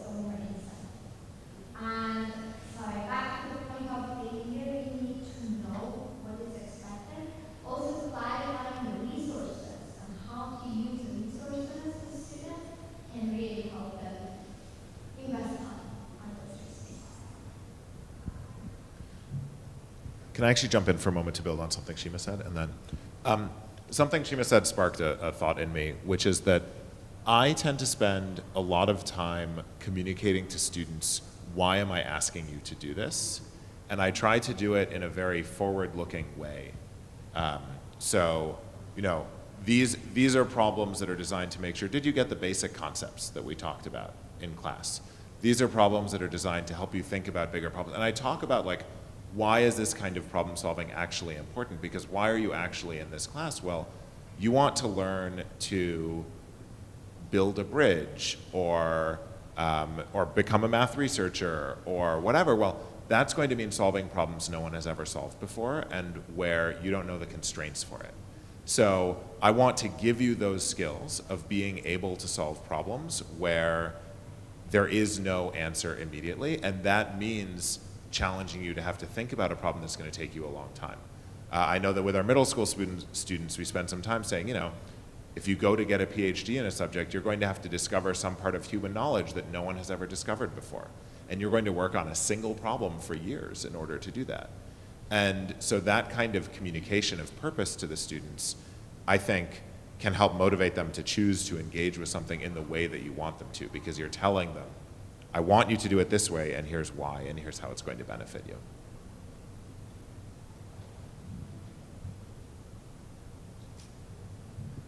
So sometime last year, one of my students, he's an undergrad, he was an undergrad at the time, but he's going to be a grad student at Nebraska next year.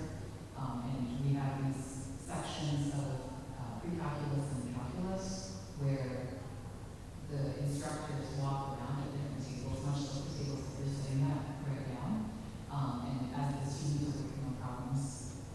And as he was circulating around the tables, I remember him saying to one of the students, now, you skipped ahead to part C, and you didn't do part B, but you really need to know that in a lot of times the way that these problems are set up, they're set up to build on each other, and so you actually want to go from A to B to C and sort of think about how to build.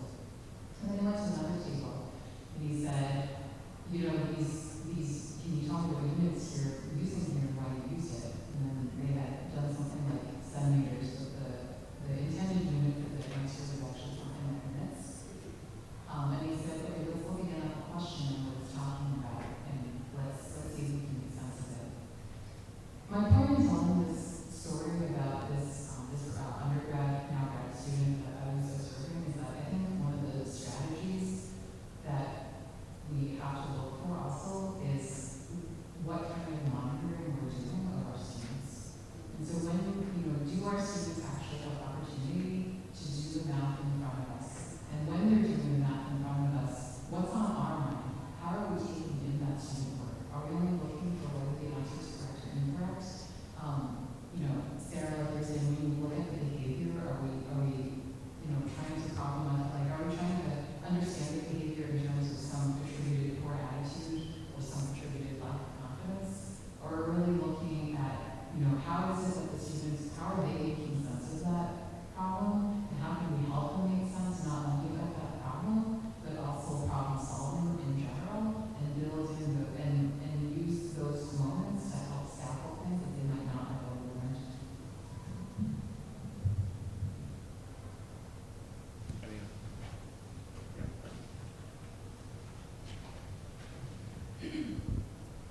I'm actually going to build on your question, kind of, because that was my original question to an extent. I'm going to be teaching Calculus 2 this fall, but it doesn't have to be about Calculus 2. I'm fortunate that my university often gives us learning assistants if we need them. For those unfamiliar, learning assistants is a very specific thing. They're actually not allowed to grade, but they're there to help the students learn, and it's designed to be a lot of contact hours, but there's also sort of other training and so on that they go through. Unfortunately, Calculus 2 is often known as the hardest term. You can disagree with me, that's fine. But it often is the hardest term, and passing rates are not very good. And I would say since the fall of 2020, my passing rate dropped and has not recovered for that particular course in particular. I decided to use a learning assistant for each class, and I do some active learning, but there's also one of the problems is students may have skipped a semester of math, or there may be other issues that come up. And these are undergraduates who may have taken Calculus 2 maybe only like a year or two ago. So they are a little bit more advanced, but not like graduate students. One of the questions, the basic question is, I want to make the best use of them with somewhat limited time that they have, because they don't have a lot of time outside of class. And what sort of ways, I mean, it could be a variety of ones. I'm sure Beam you use peer mentors and peer assistants, I guess. What would be the ways to best make use of these peers?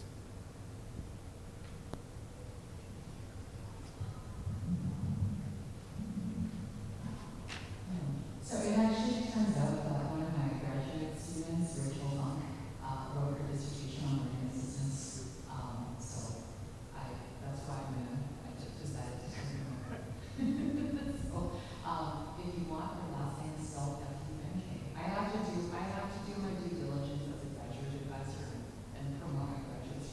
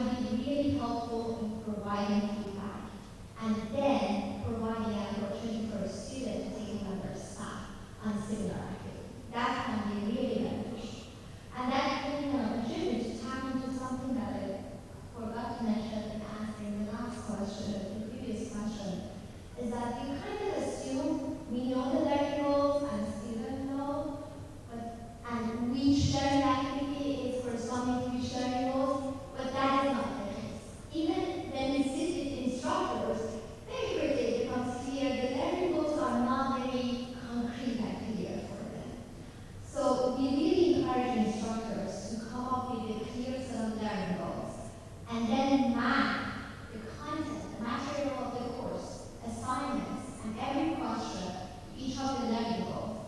And not only do that mapping for themselves, but clearly communicating with the student. So right now, in chemistry and physics, we actually have label and index for each of the questions in homework and a slide of course section. So students know that, oh, if I'm struggling in this learning goal, conservation of energy, for example, which homework I should look at, which slide I should look at. And also it will help learning assistants to say, oh, you're struggling with this topic, this learning goal, let's look at this slide. Let's look at this similar question that we have in previous homework.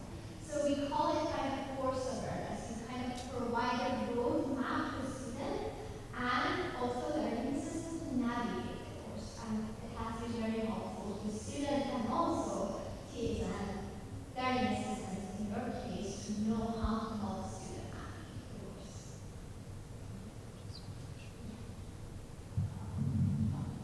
Sheila, that sounds amazing. I just wanted to say to everybody here that something like that might be an ideal that you strive for, but if you are looking to make at least incremental change, I wouldn't necessarily start at the beginning. I would start somewhere in the beginning, somewhere in the middle, and somewhere in the end, and then pick a topic that is challenging. Pick also the introductory one, and then you want to break down. Like if you're looking at the question that's being assigned in class, the metric should be, oh, that seems like the next question to assign that could be interesting. But it should be tied very specifically to like, I am asking this question because I'm trying to understand what students know about X. And that X should be pretty clear. So I'm actually going to give an answer that's a little bit, okay, yeah. I'm going to give an answer that's a little bit orthogonal to what's been said so far. Which, and to be clear, I agree with everything that's been said so far, but I actually kind of, I want to also take it in a different direction. So one of the, I think more or less the only educational intervention that is like unambiguously like this makes a positive difference is tutoring. Sort of like consistently in studies, tutoring always shows a positive effect for students. Now, you cannot have a couple of learning assistants be tutors for every student in the class. Like that doesn't work. But when I think about what's likely the mechanism for tutoring's effectiveness, it's that you can do, you can focus in on, oh, there's this earlier misunderstanding that is impacting the student's work now. And you can address that, and all of a sudden the student's like, oh, now everything we're doing now makes much more sense. And it actually feels like even a small amount of time with a tutor to diagnose and address that can have a big impact on students' learning. And this is exactly the kind of thing, you know, yesterday I was talking about disparate impacts in the form of like, these are things that can cause additional harm to students from certain backgrounds. Well, this can have a disparate impact in the sense of like providing particular help to students who might have been missing something from earlier. So if you were to have, say, groups that have worked on problems present like a particular problem to the learning assistant and have the learning assistant ask some questions and unearth the kinds of misunderstandings we've been talking about, I think that could potentially have a very positive impact on students' learning and in particular their understanding of basis material that you might be assuming that will then carry over forward for them now in the class.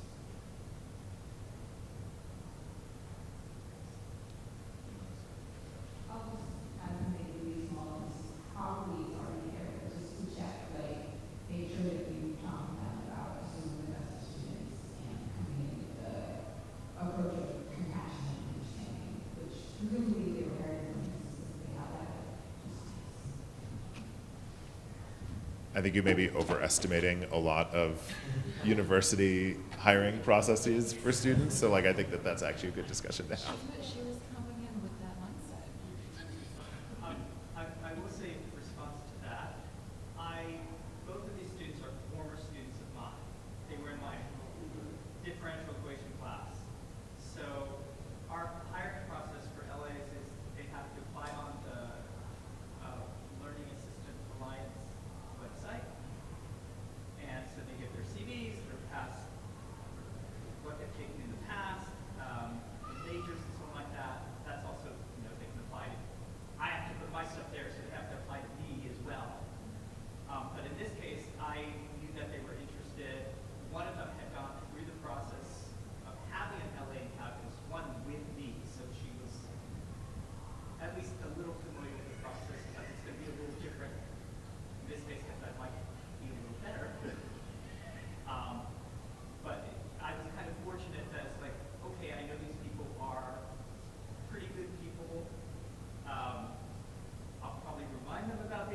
sensitive because, you know, if they're pretty decent math students, sometimes they forget that there's things that they might not know.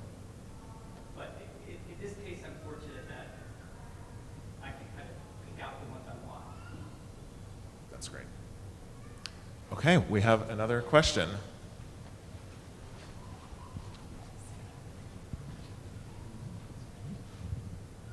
This kind of goes back to one of the answers from the first questions about preparation gaps.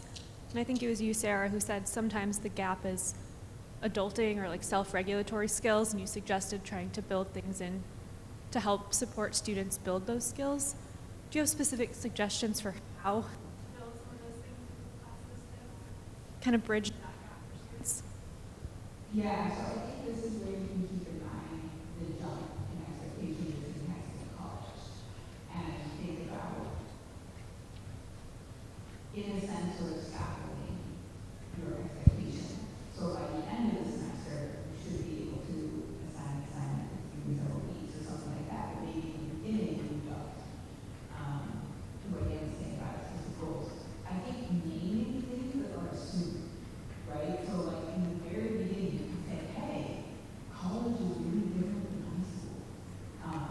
I'm going to expect that I can, give you this syllabus, which most students haven't had syllabus before, and actually assign that they have to read it, right? And you can enforce that other ways as a bit. Other things, so I actually taught intro to engineering course my last year grad school, and I think something I think that was really helpful was the weekly quiz, right? Because so much of the grade is the midterms and the final, and I had this system where it was like every Monday, I think it was like Monday, Friday class, there was a quiz, there was 10 points, you could drop the lowest one, so it was supposed to be this like low, like, but it had that like rapid assessment thing, and so there's like that pressure of like, oh, I gotta prepare for this, and then it like goes on going well, like the feedback tells the student.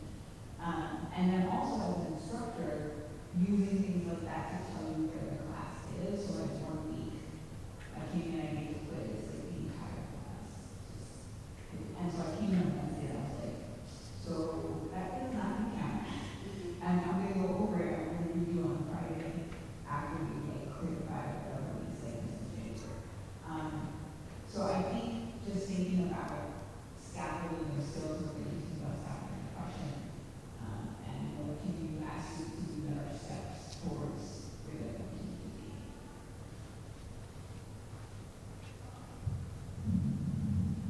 As far as the homework thing, sometimes in all of my classes now, so this has to do with 2 things. One is how you structure homework, and 2 is how you message the homework.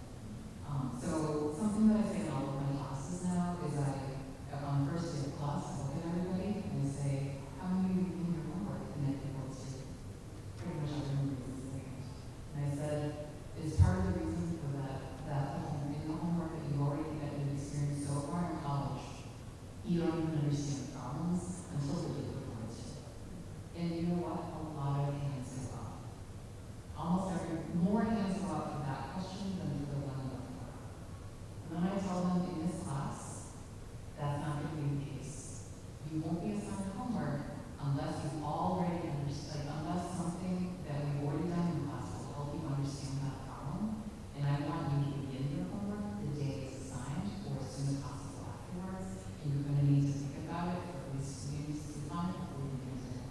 And then I say, I'm going to give you a moment now to think by yourself without talking. If I get the homework out on Wednesday, and it's due the next Wednesday, when are you going to work on it? And you need to pick 2 days. Please write that down. Please write somewhere on a sheet of paper or type it into the diary or somewhere where you think, when is a good time for you? When are 2 days that are good days to work on that homework for at least half an hour to an hour or more each of those days?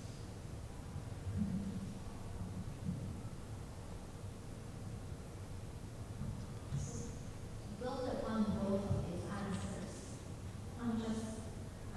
We've been talking to instructors, I asked them, do you have any implicit assumptions when working in your class? Do you assume the student has some knowledge of how to navigate those tasks? Make sure to make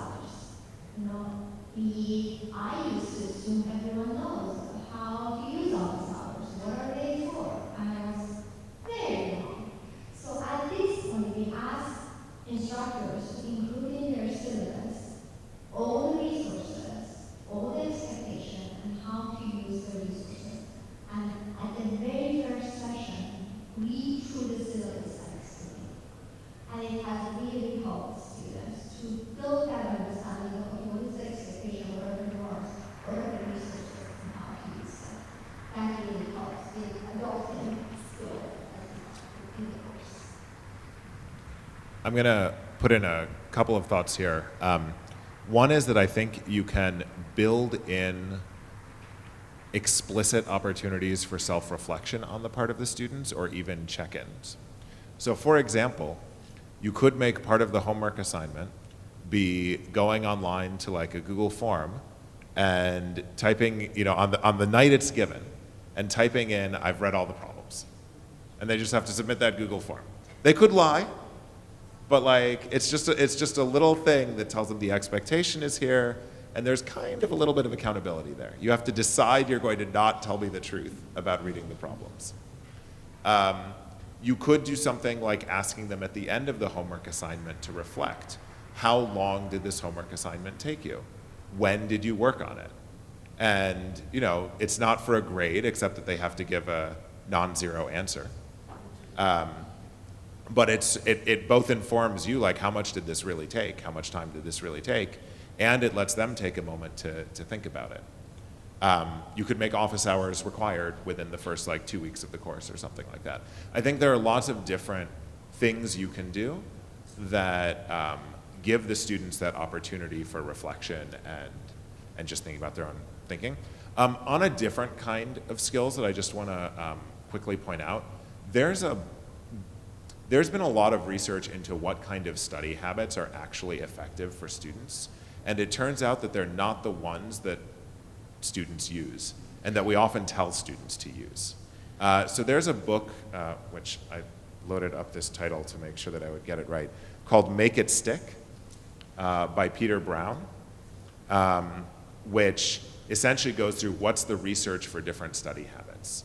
And I think if you communicate that to students, that will both help them engage with you about how do I study most effectively, but it will also help them use their time much better than highlighting things or rereading the book or whatnot.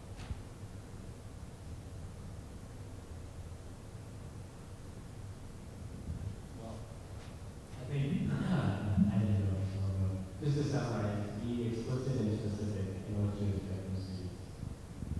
I treat every student like a middle schooler, even if they're 12th grade, because they are still middle school then, so be explicit. And they usually, with a good attitude, don't treat them like a middle schooler, but say, hey, I know you probably might know this, but we should spend X amount of hours on this. So be very specific and explicit.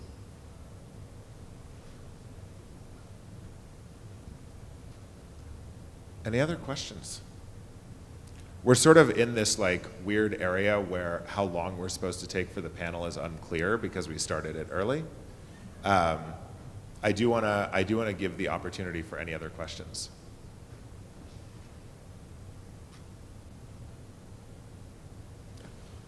Not a question, but just a quick maybe echoing of something that we just heard here. I found this was very eye-opening for me because it was years into my teaching that I discovered this, that particularly with my first in the family students, they thought that office hours were the times that I was in my office working and didn't want to be disturbed. So that was, this idea of making explicit the invisible syllabus, right? And so on my syllabi now I say, these are the times that I'm in my office with my door open for you to come talk to me. You're not bothering me. And I still have students who come and apologize. Like, I'm sorry, is it okay? Like, yes, this is my job, right? But it was a little bit of a period of discovery of figuring out what my students didn't know about navigating college.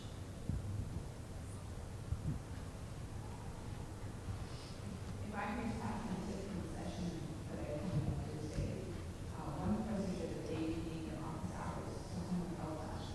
So you could also consider that.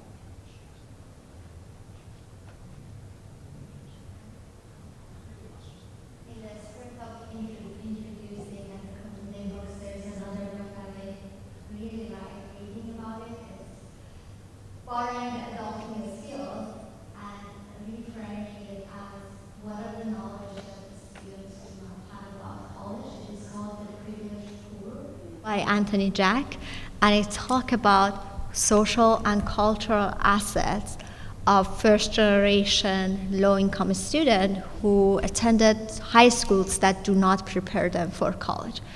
It's a great reminder of the things that we take for granted that a student knows or feel comfortable about, and we are not really correct in that assumption. For example, asking for help is an essential in college, but for many of those students, asking for help is a sign of weakness, so they wouldn't even ask.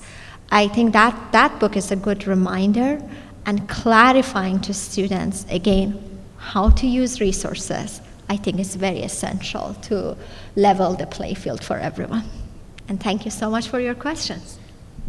Yeah. We're not. The Privileged Poor. The Privileged Poor by Anthony Jack. Of course. Okay, so I have some ideas on this, but what would you do for those students that become obsessive about the homework and that start to break down under stress, where they say that routinely they spend 3 hours on a single assignment, and you can tell that mentally they're falling apart. So just wondering what ideas you have for those students. I mean, I have some, but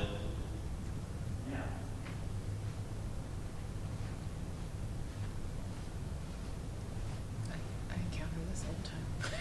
I encounter this every year. Talk to them. I mean, ask them to come by to make an appointment with you, and then ask them how they're spending those 3 hours. What are they doing? How are they feeling? I mean, I usually have somebody come into my office for this kind of thing about once every other term. And by and large, what I discover from them is that they're just really afraid of disappointing themselves. Ultimately, they're afraid of disappointing me, the system, but also themselves. And so we just talk about, what would happen if they didn't get a perfect score? Like, what's the worst thing that would happen? And then I try to assure them that, I can see how hard they're working, and that, I'm gonna think that they're I'm gonna think that they're an awesome student no matter what their score is, and that I really do want them to also take care of themselves.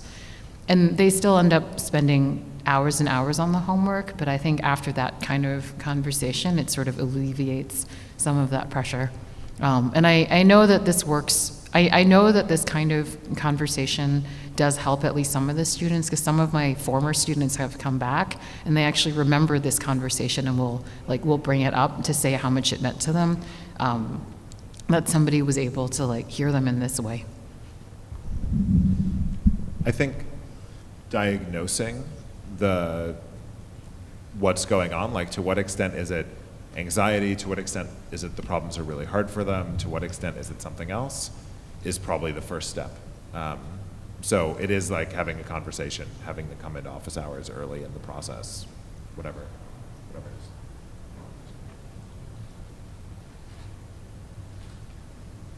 is. Sorry. I just want to again echo that the communication with them is very important and diagnosing the problem.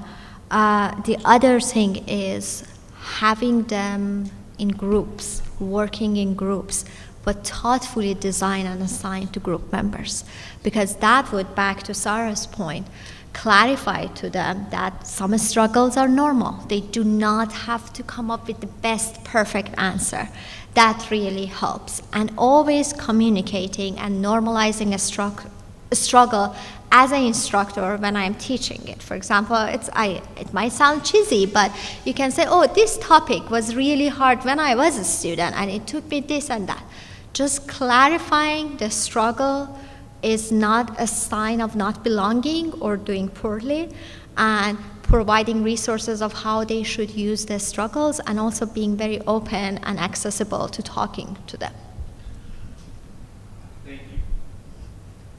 All right, I think we're going to wrap up. I want to wrap up with one sort of final comment that's just been occurring to me as we've been here talking, which is that it's interesting that virtually all of our talks were really focused on equity.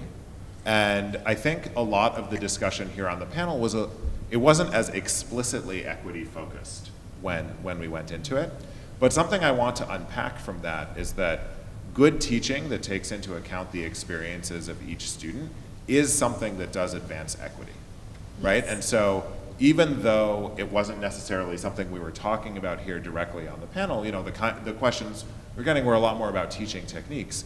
I think a lot of the techniques are the ones that will have disproportionate positive impact on students who are from minoritized backgrounds, on students who are first generation college. It came up a little bit, but I just want to emphasize that, you know, that is a thread that was running through, even if it wasn't explicit. Absolutely. And with that, thank you all so much for your questions and engagement. That was great. This was a test of a panel, and I thought it worked out really well. So thank you all very much.